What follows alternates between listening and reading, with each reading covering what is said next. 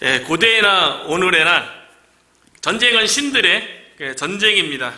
전쟁이 발생하면 신의 이름으로 나가서 싸우는 거예요. 그래서 오늘 본문에도 보면 이스라엘 진영에 언약궤가 도착하니까 이스라엘의 신이 이 진영에 왔도다 하면서 블레셋 사람들이 막 두려워해요. 그 신들이 이스라엘을 광야 가운데 인도했도다 막 이렇게 블레셋 사람들이 이스라엘의 신에 대해서 막 두려워하는 모습이 오늘 본문에도 나오는데요. 전쟁이 일어나면 당연히 두려움과 공포 가운데 뭔가 절대자를 찾으려고 하죠. 왜냐하면 전쟁이 일어나면 생명의 위협 가운데 나가는 거기 때문에 당연히 절대자를 찾고 절대자를 의지하려고 하는 것을 알 수가 있어요.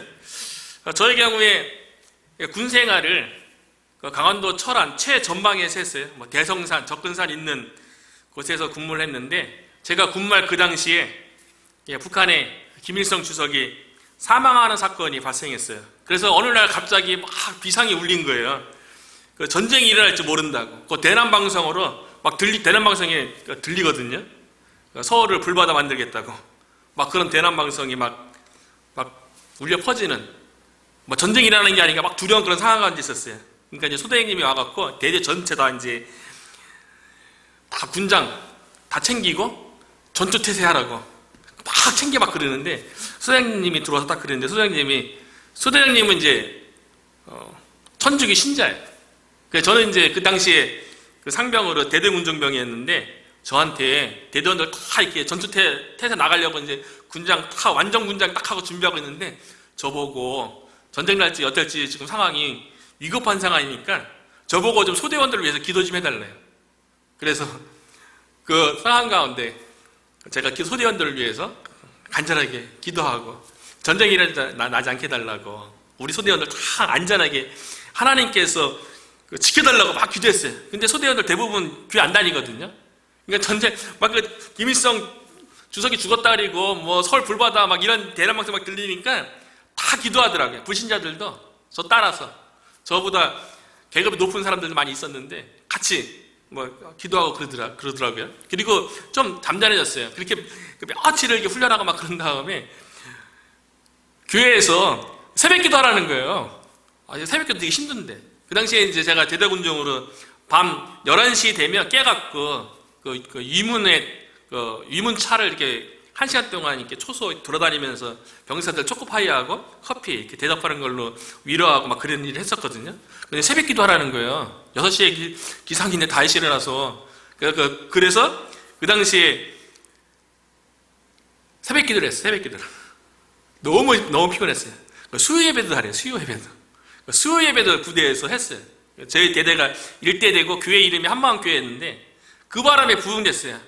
상황이 막 위급해지니까 마음이 가난해져갖고 뭔가 이렇게 신을 찾고자 하는 그런 마음들이 생겨갖고 교회가 부흥했던 그런 경험이 있어요. 당연히 전쟁이 일어나면 자기가 찾는 신의 이름으로 나가서 싸우는 거죠. 그런데 하나님께서는 이스라엘 민족 가운데 전쟁이 일어나면 하나님께서 이스라엘 백성을 위해서 대신 싸워주겠다라고 성경에 언급하세요. 그래서 이스라엘 백성이 출애굽을 해서 르비딤에 이르렀으게 아말렉과의 전쟁이 발생했어요. 그때 하나님께서 이스라엘 백성에게 뭐라고 얘기했냐면 출애굽기 17장 16절에 보면 이르되 여호와께서 맹세하시기를 여호와가 아말렉과 더불어 대대로 싸우리라 하였더라. 아말렉으로 인해서 두려워하지 말라는 거예요. 전쟁 난 거로 인해서 두려워하지 말라는 거예요. 내가 나의 백성 이스라엘 위해서 내가 아말렉과 대대로 싸울 것이니까 나를 의지하고 내 이름으로 전쟁에 나가서 승리하라는 거죠. 이스라엘 백성이 가나안 정복할 때도 보면요, 가나안 땅에는 이미 7족속이 정착해서 살고 있던 땅이에요. 하나님께서 이스라엘이라는 공토를 이스라엘 백성에게 주시기로 약속한 것이 아니고요, 이미 7족속이 정착해서 살고 있는 땅을 주시겠다고 약속했기 때문에 이 가나안 땅은 전쟁을 통해서 취해야 할 땅이에요. 그렇기 때문에 가나안 땅을 차지하기 위해서는 믿음으로 철저히 하나님만 신뢰해서 전쟁 가운데서 승리해야지만이 가나안 땅을 약속의 땅으로, 젖과 꿀이 흐르는 땅으로 이스라엘 백성이 취할 수 있는 거죠. 그런데 이스라엘 백성이 출애굽을 해갖고 노예 생활하다가, 그리고 또 광야 생활하다가 무슨 군대 조직이 있어요, 무기가 있어요. 가나안과 전쟁을 해서 그 땅을 취하는 데 있어서 당연히 주의할 수밖에 없죠. 가나안 족속들은 이미 정착해서 문화적으로도 안정된 민족이었기 때문에 잘 갖춰진 군대도 있고, 그렇기 때문에 이스라엘 백성 입장에서는 가나안 땅을 전쟁을 통해서 취해야 한다는 것에 대해서 두려워할 수밖에 없는 거죠. 그래서 두려워하는 그 이스라엘 백성에게 하나님께서 뭐라고 말씀하냐면요, 신명기 32장 22절에 보니까 너희는 그들을 두려워하지 말라. 너희의 하나님 여호와께서 친히 너희를 위해 싸우시리라. 그러니까 하나님은 전쟁에 있어서요, 하나님의 백성인 이스라엘을 위해서 대신 싸워주겠다는 거예요. 그래서 다윗이 블레셋과의 전쟁에서 이렇게 고백을 해요. 블레셋과의 전쟁 가운데 골리앗을 앞에 놓고 이제 항원을 벌일 적에 다윗이 그 블레셋과 항원을 벌리는 가운데 골레셋이라는 커다란 장수 앞에서 이렇게 전쟁에 대해서 다윗이 아주 중요한 고백을 합니다. 우리가 잘 알고 있는 것처럼 다윗이 그 골리앗 앞에서 뭐라고 고백하냐면, 너는 칼과 창과 단창으로 내게 나오거니와 나는 이스라엘의 하나님 만군의 여호와의 이름으로 내게 가노라. 전쟁 그러면 골리앗이 생각하는 것처럼 칼과 단창으로 전쟁 무기로 전쟁을 치른다고 생각하죠, 일반적으로. 그게 세상의 원리죠. 그런데 믿음의 사람이었던 다윗은 전쟁을 어떻게 바라봤냐면, 전쟁은 만군의 여호와의 이름으로 하는 거래요.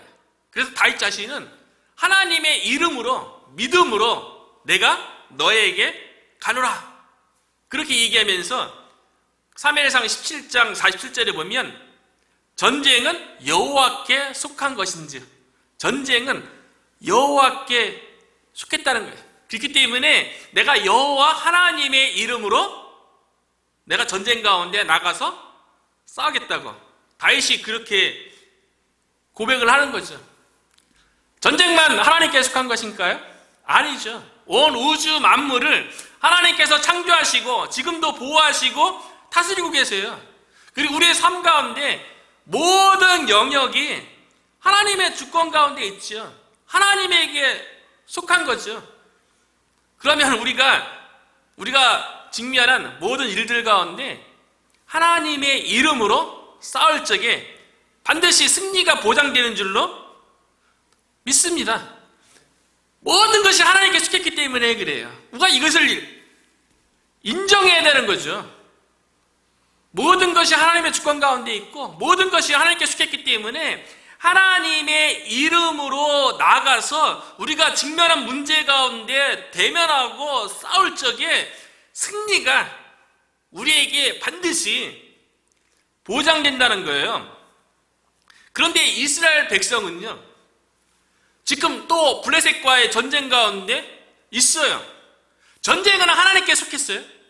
그렇기 때문에 하나님의 이름으로 나가면 다윗이 골리앗을 물리치고 블레셋을 패배시켰던 것처럼 하나님의 이름으로 나가면 반드시 승리가 보장되는 전쟁이에요. 그런데 오늘 본문에 보면 이스라엘 백성이 블레셋과 항오를 벌이죠. 이스라엘 군대는 에베네스레, 그리고 블레셋 군대는 아벡이라는 곳에 진을 치고 서로 항오를 벌여요.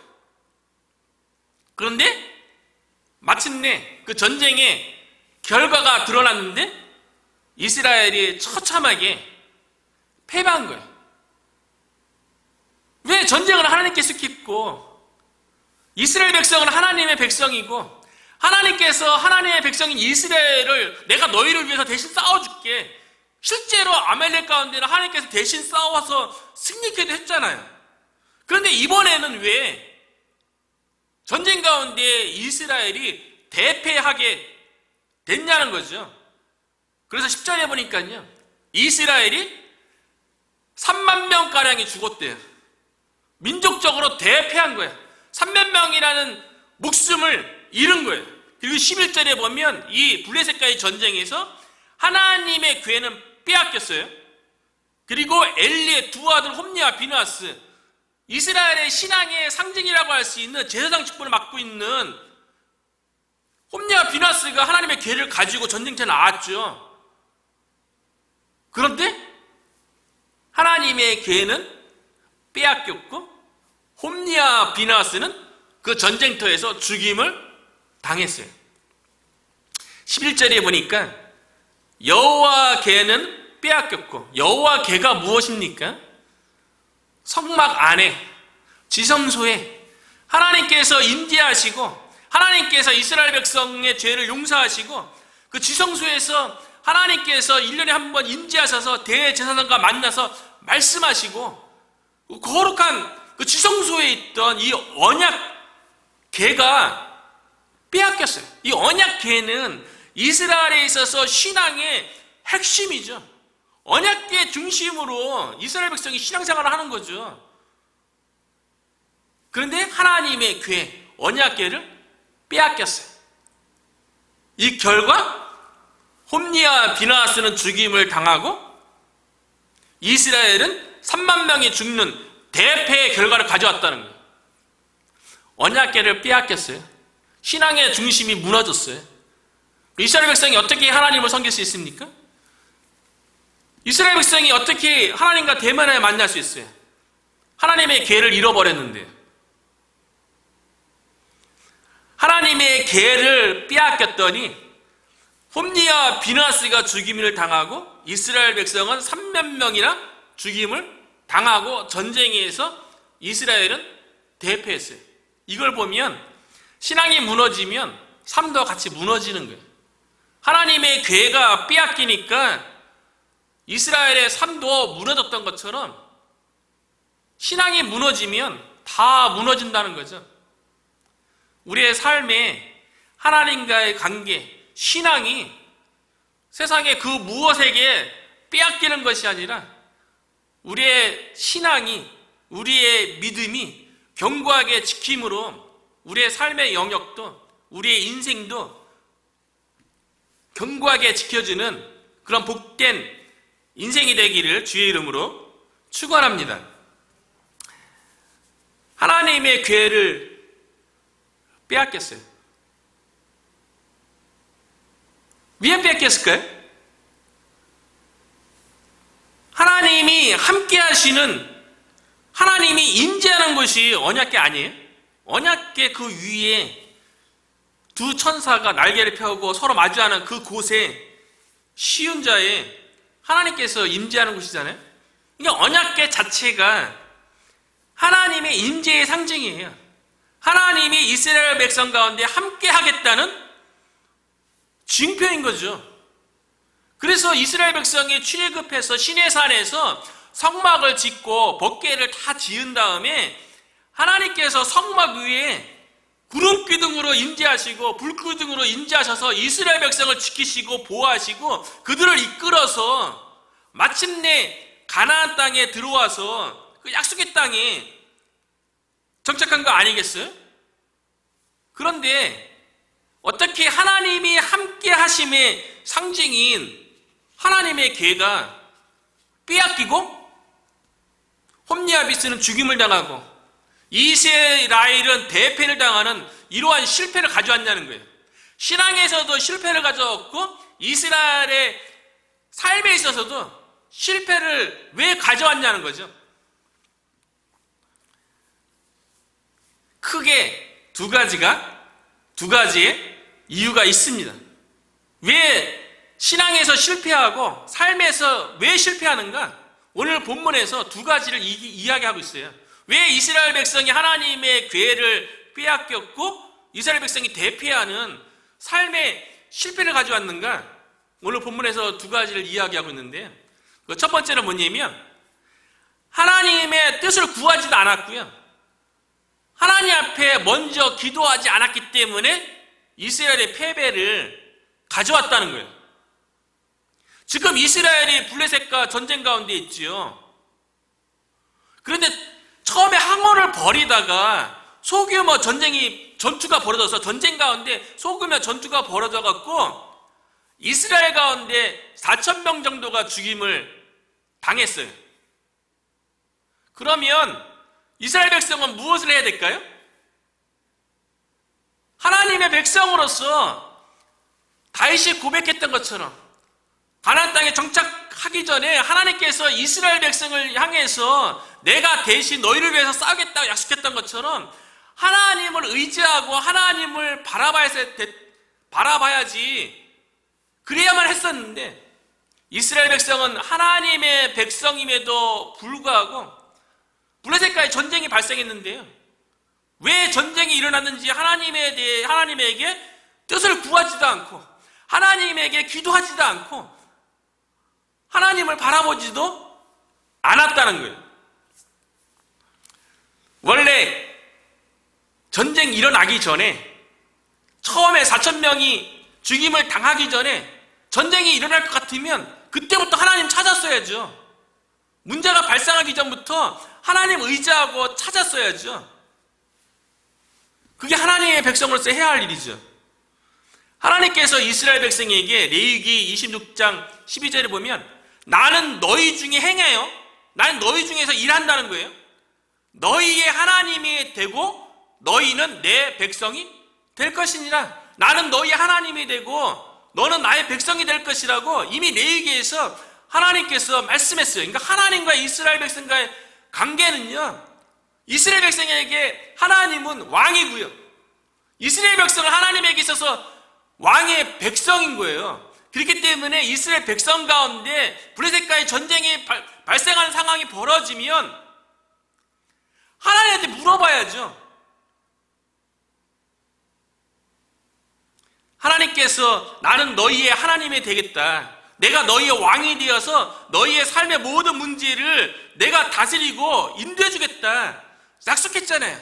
그 너희는 나의 거룩한 백성이니 나를 찾고 나를 의지하라고 하나님께서 그렇게 말씀하시고 그렇게 언약을 맺은 관계가 되었잖아요. 그런데 이스라엘 백성이 블레셋과의 전쟁하는데 그 전쟁의 그 문제 앞에서 하나님을 찾지 않았어요. 하나님께 기도하지도 않았어요. 하나님의 백성임에도 불구하고요. 그리고 그 전쟁에서 소금의 전투에서 4,000명제가 죽었으면 그거를 통해서 다시 한번 하나님의 왜 우리가 전쟁에 섰지? 하나님을 생각하고 마음을 돌이켜서 하나님께 기도했어야죠. 그런데도 이스라엘 백성은 하나님께 기도하지 않았어요. 그리고 인간적인 생각을 했어요.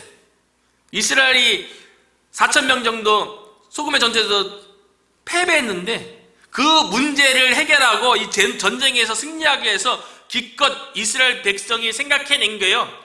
하나님을 찾았던 것이 아니라 인간적인 방법을 찾아냈어요. 우리들도 우리의 삶 가운데 모든 일들 가운데 우리가 하나님의 자녀라면 우리 아버지 되시는 하나님 앞에 물어봐야죠. 하나님을 찾아야죠.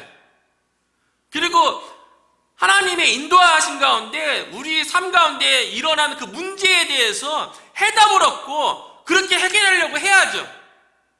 그런데 이스라엘 백성은 블레셋과의 전쟁 가운데서요, 하나님의 방법이 아닌 자신들의 인간적인 방법으로 블레셋과의 전쟁이라는 문제를 해결하려고 했다는 거예요.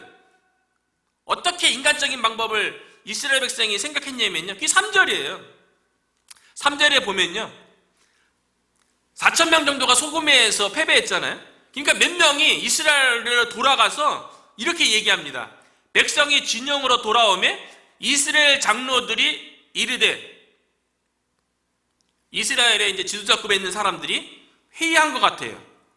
여호와께서 어찌하여 우리에게 오늘 블레셋 사람들 앞에 패하게 하셨는고? 4,000명 정도 블레셋 가운데 이제 죽임을 당했잖아요. 패하게 하셨는고? 여호와의 언약궤를 실로에서 우리에게로 가져다가 우리 중에 있게 하여 그것으로 우리 원수들의 손에서 구원하게 하자 하니. 말은 하나님에 대한 믿음을 보이는 것 같아요. 그런데 3절, 9절의 말씀을 계속 읽어보면, 계속 안 읽어봐도 돼요. 묵상 안 해도 그냥 이스라엘의 지도자급에 있는 사람들이 그냥 인간적인 생각으로 삶의 경험에서 나오는 과거의 경험을 통해서 지금의 문제를 해결하려고 하는 것을 볼 수가 있어요. 왜 하나님께서 우리에게 4,000명이 죽임당하는 이 패배를 허락하셨지? 그럼 하나님께 물어봐야죠. 하나님께 기도해야죠. 그런데 하나님께 묻고 기도한 것이 아니라 이스라엘의 지도자들이 택한 방법은 뭐냐면 언약궤를 가지고 전쟁터에 가지고 나오면 이 언약궤 때문에 전쟁에서 우리가 구원받을 수 있겠다고 생각한 거예요. 언약궤가 못 돼요. 언약궤 때문에 이스라엘이 전쟁에서 구원받을 수 있어요? 언약궤가 중요한 거 아니죠. 언약궤가 무엇을 상징하는지, 하나님께서 이스라엘 백성에게 왜 언약궤를 주셨는지, 언약궤의 목적이, 언약궤에 대한 믿음이 중요한 거죠. 언약궤 자체는 신령한 게 아니죠. 이스라엘의 지도자들이 왜 그런 생각을 하고 언약궤를 전쟁터에 가지고 오면 구원을 얻을 수 있겠다라고 생각을 했을까요?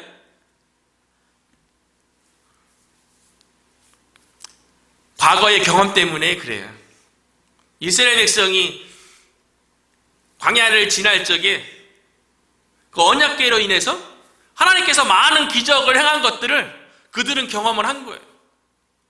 제사장이 언약궤를 메고 이스라엘 백성은 언약궤를 맨 제사장을 따라서 가나안 땅에 들어올 적에 물이 철철 흘러 넘치는 요단강에 언약궤를 맨 제사장의 발이 물에 잠기자 흘러내리던 물이 멈추고 마른 땅이 되어서 마치 홍해를 건너듯이 요단강을 건넜던 경험이 있어요.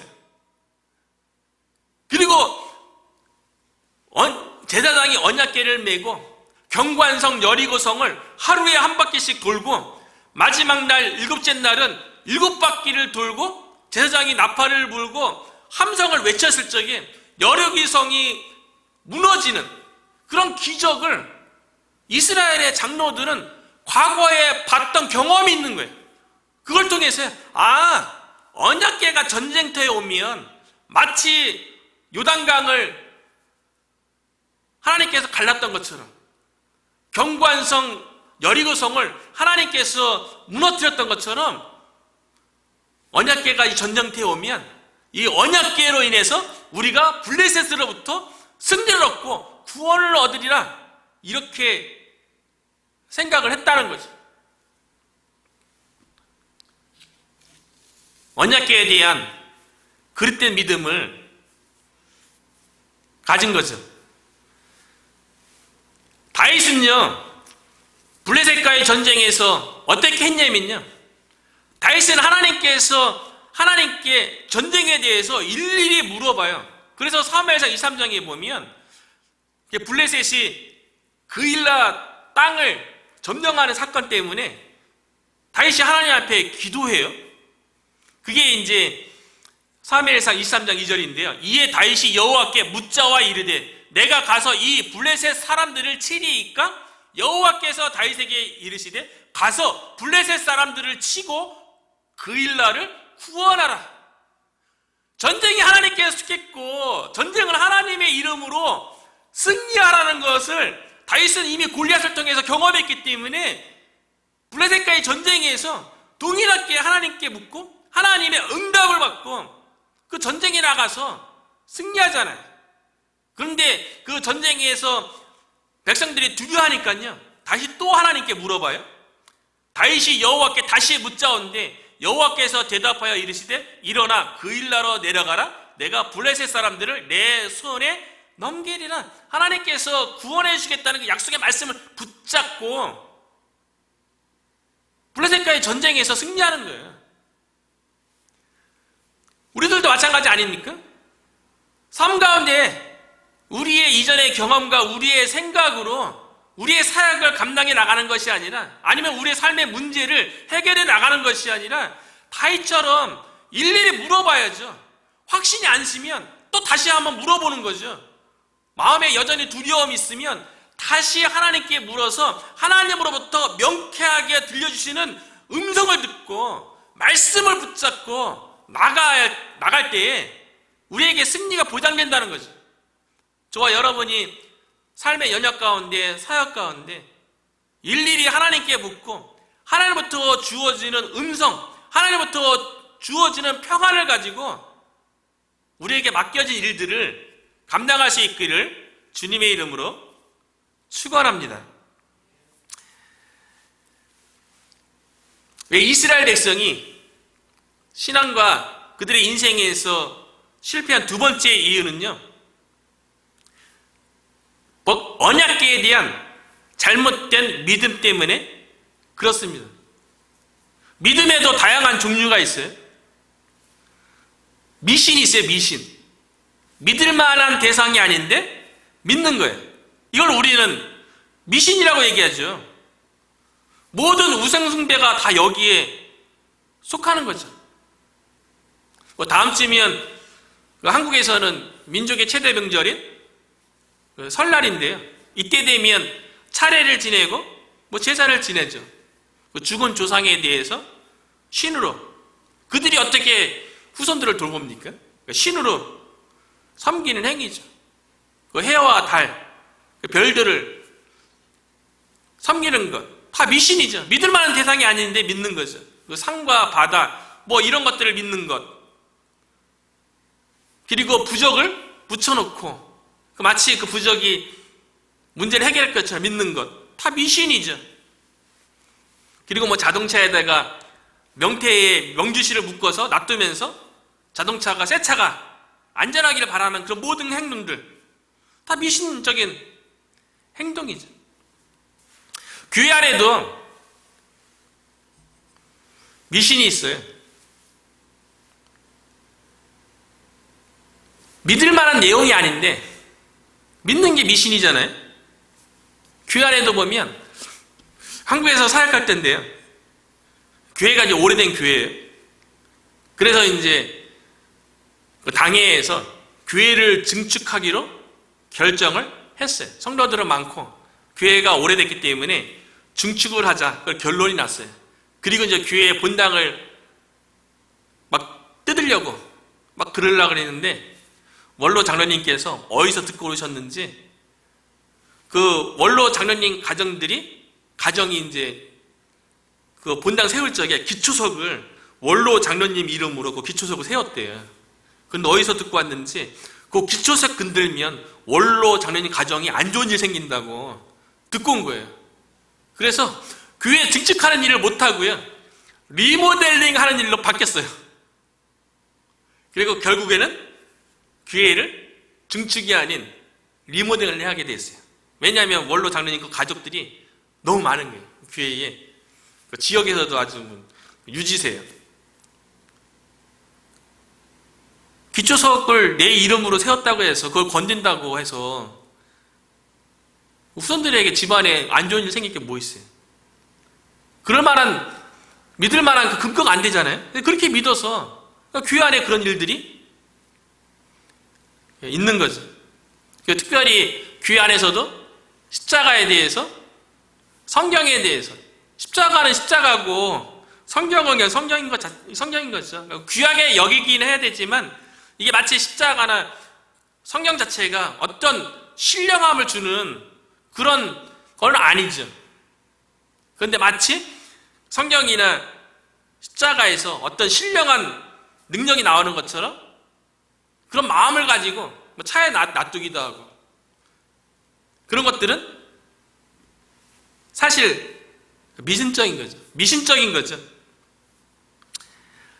이스라엘 백성이 하나님의 언약궤에 대해서, 언약궤에 하나님께서 왜 언약궤를 이스라엘 백성에게 주신 언약궤를 허락하신 하나님을 바라보는 것이 중요한데, 그 언약궤를 주신 하나님을 바라보는 것이 아니라 하나님께서 주신 언약궤 그것에 무슨 능력이 있는 것처럼 바라본 거는 사실은 미신적인 행위인 거죠.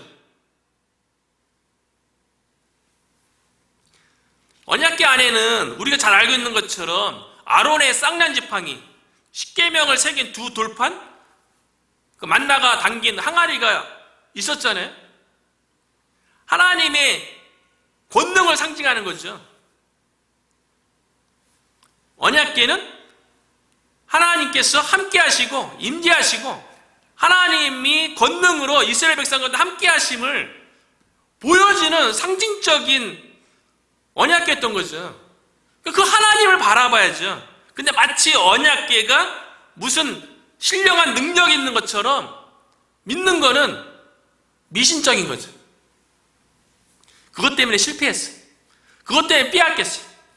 언약궤가 실질적으로 하나님께서 함께 하시고 임재하신다면 어떻게 이방인의 블레셋에게 언약궤가 뺏길 수 있겠어요?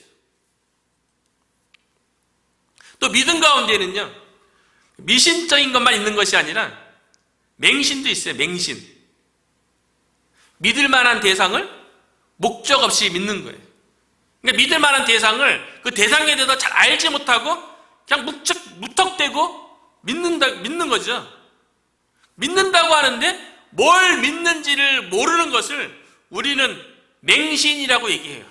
그러니까 이스라엘 백성 가운데 언약궤에 대한 미신적인 믿음도 있었을 뿐만 아니라 맹신도 있었던 거죠.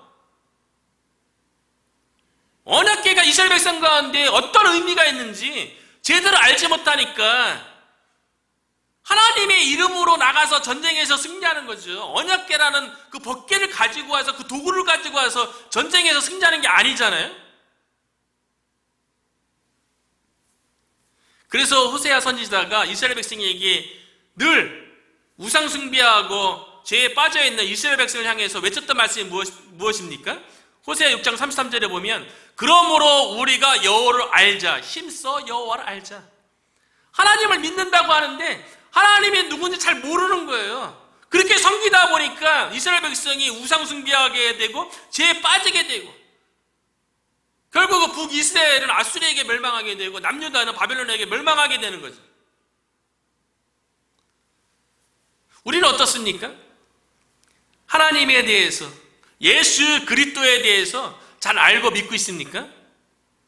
우리가 하나님의 말씀에 대해서 예수 그리스도에 대해서 잘 알고 믿지 않으면 내가 만든 하나님을 믿을 수 있고요. 내가 만든 예수 그리스도를 믿을 수가 있어요.